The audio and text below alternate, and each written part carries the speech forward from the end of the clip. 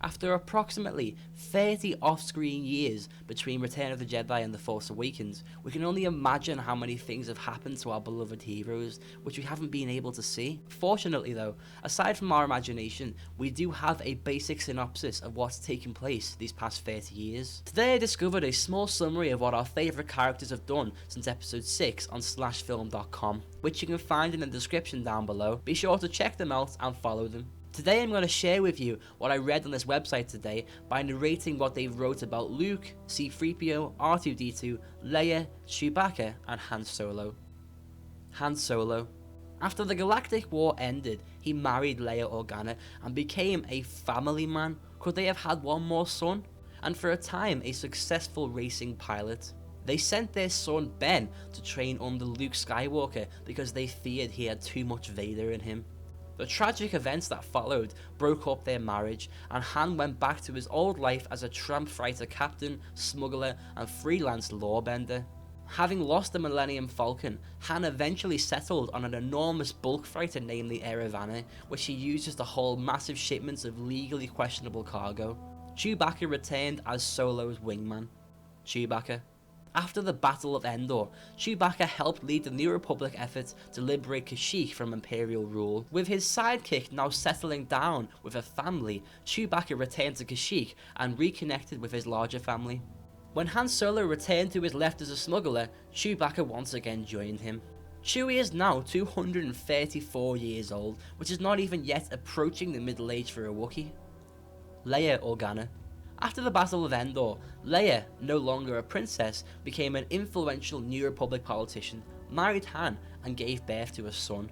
The family days ended after the tragic events at the New Jedi Academy. She argued that the New Republic was not doing enough to secure the safety of its citizens, and she was estranged from the Senate for her refusal to let the ghost of the last war stay dead. Leia is concerned about the suspicious activities of the First Order, but the New Republic brands her as an alarmist, so she starts up the Resistance to take a closer watch.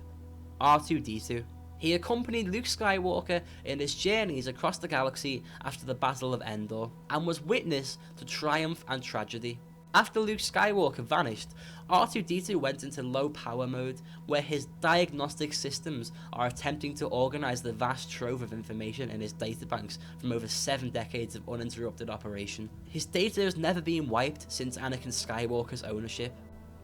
C-3PO. The protocol droid has been with Leia pretty much since childhood, and he followed the former princess to work for the Resistance, where he not only is a translator, but has been tasked with keeping track of the organization's movement pool of spy droids across the galaxy, managing the influx of information that comes from the field. He has been upgraded his Tron Lang free communications package to increase his language fluency to over 7 million forms of communication. He sports a salvaged red arm, which is a memento of another droid's sacrifice. Although you may miss it, C-3PO gets his arm restored to normal at the end of the film. You can see him waving at the Millennium Falcon as it takes off to find Luke Skywalker.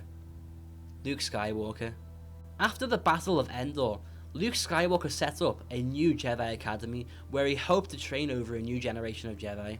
He vanished after one of his students was persuaded by the dark side and massacred most of the young Padawans. He felt responsible for the tragic events and went into exile. But where? Those who know him best believe he went in search of the first Jedi Temple.